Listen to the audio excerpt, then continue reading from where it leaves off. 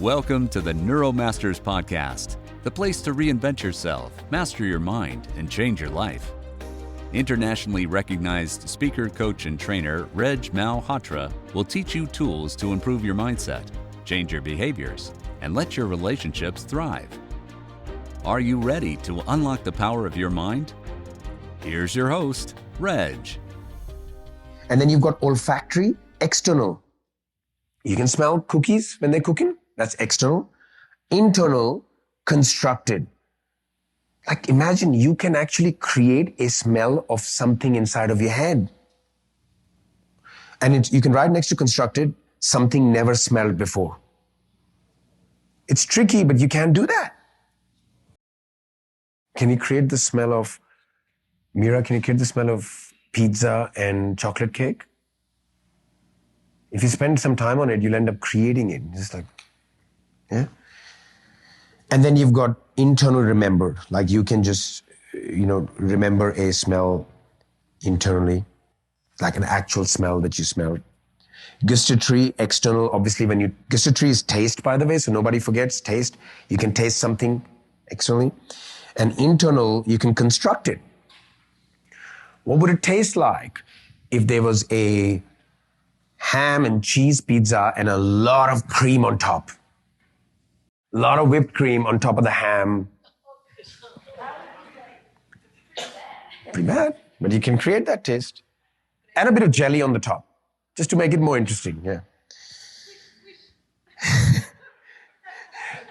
So it's like constructed, you can write next to it, what would it taste like? You probably never chunk down to this level, right? You're chunking down. And then gustatory, can you remember their taste of something? Yeah. And why I shared that with so I can start to explain a little bit more. Let's go to page 58. So now you got that little breakdown, okay? What I've said to you at the start is, guys, we run an internal sequence of things. Okay, Rick? We run a little sequence of things inside, and that lands us in a certain state. When you're in the military, you would have to do something to make sure that you follow orders, or you wake up on a certain time. There's something you do internally to get to that point. Otherwise, you can't do it. For me, I have to run a strategy to be motivated throughout the training. Be energized through the training, right? It's a strategy I have to run. But if all I kept seeing in there was, I've got another day to go, and then I have a picture of everybody looking tired, and that's a very bad strategy to run. And sometimes it comes to me and I just, boom, put it aside. Right? And then the self-talk, like, yes, let's go. That's a strategy. I've had to create that. Now, motivation, what motivates people? Now, Pete says people either move towards something like I want to make money or away from. So let me say this is healthy and this is obese, or this is big or, unhealthy. Now, you can have what motivates you is to not be unhealthy. That can be a very powerful strategy for a lot of people. I don't want that. Do you know why? Because it has a lot of fuel, a lot of motivation. But I remember when I was in a job that I hated, I so did not want to be there because I was dropping into C in the universal model of change. So don't want to work there, don't want to work there, don't want that job, don't want that job, don't want the job, don't want the job. And it took me far enough, boom. I catapulted and started a business. I had to feel that pain to move away. There is a problem though with that. That can be really powerful. You see a lot of entrepreneurs like, I wanted to prove it to them, I'll do it. But come on.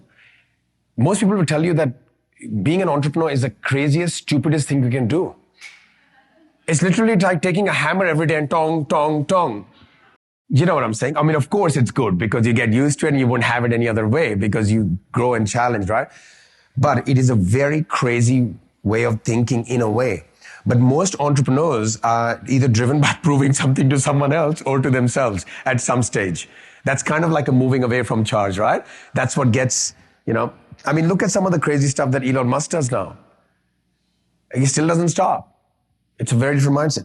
But some people, they need to move away. They need to have the pain. So I don't want to be fat. I don't want to be fat. I don't want to be fat. I don't want to be fat. Some people are very towards. It's a strategy. There's lean and healthy. I want that. Like internal representations, lean and healthy. This is a towards strategy. That can work because it can get you away. The problem is if that's your only strategy, I need to get away from that. I give them, guess what? When you get far away, that motivation, that charge drops. Guess what you do then? Gym people, you ever seen the ping pong in weight? Oh, move it. I don't want to be this size. I don't want to be this weight. And you'll feel that energetic charge in them. And they do everything. They get to the gym, they fruit the food, and then they get away far enough. Sometimes, I'm saying some people, if that's their only strategy. The people who sustain it, because at some point, when they got to this distance, right, they got far away, they saw the results, their motivation strategy changed. Saying, ooh, I want more of that. I'm sexy. Right? It could motivate them. Now it's that I look in the mirror and go, look at me. And then they're moving more towards that now. They're like, oh my God, this is what I want now. And that's more sustainable is all I'm saying. You kind of almost need a mix of both is what you'll find out here now. So people who move towards too strongly may never get around to doing unpleasant things which are necessary. And people who move away from may never move until things get bad enough. So if your primary strategy is to move away, then like something has to break, something has to go wrong, and then boom, you get motivated. You know those people, I used to be that, and I probably still am that to a degree. Oh my God, that fire that comes through me when the test is due tomorrow. Who's like that?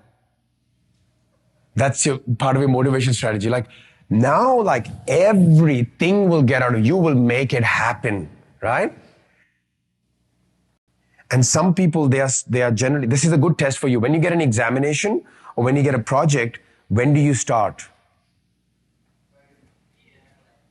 Right away? So you're definitely sounding more like a towards person. So some people like, let me wait. The only reason what they don't know is unconsciously when there's only 1 or 2 or 3 days to go, there's like a fire, that pain, that anxiety, and you get it done. I got through my entire school life like that. Entire.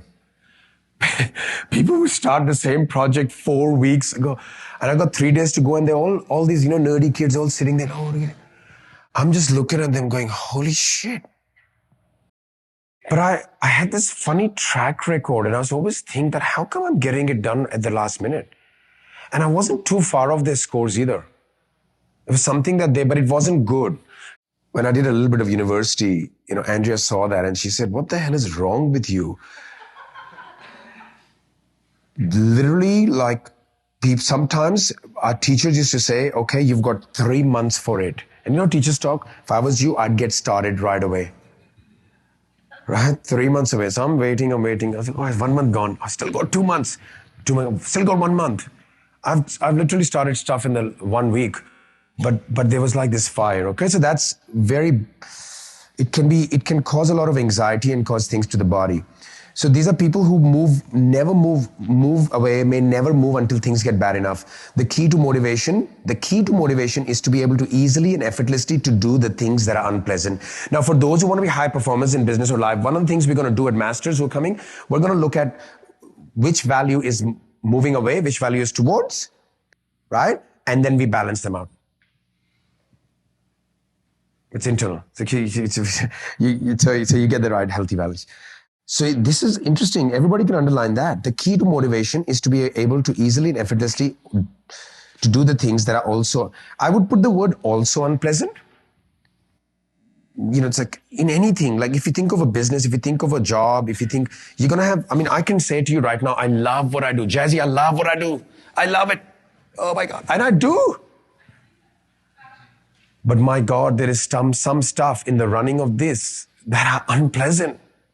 The data, the systems, and we need all of that, right? The reporting and, I just want to sit there and hug my people, right? But you got to be able to do the unpleasant stuff. I had to build that. It was terrible. Procrastinating, put that stuff. I don't want to deal with it. I don't want to deal with it. Somebody else can deal with it. There's something. Chad, would you say there's some things that are unpleasant you have to do as well? Because you got a lot of people you have to oversee. Many, many things. Can you give an example of one? It's okay, your people can hear it. This bloody James is like, let me note this down. this bloody test you had us do is one good example. It's called breaking through. So we all, even when people say to you, I love what I do. Yes, there is an element of that, but there are unpleasant things we all have to, if you can do them, otherwise what happens is then, you have a limit. Like I had to build that. I didn't like to do the paperwork, do that, a lot of the other like data, software, marketing. You have to be able to talk to people, to talk to the people who are helping you, right? And so that's why I'm just letting you know that there's that as well. And with anything you do, there could be something unpleasant. And so if you can remain motivated. Now it says, last line is very interesting. Most people do not need help in doing things that are pleasant. No. Thank you for tuning in today. Are you ready to take the next step and find out what's keeping you from reaching your goals and creating the life you want? Go to go.neuromastersacademy.com/GS-LP for a free transformational mini workshop with Reg. See you next week.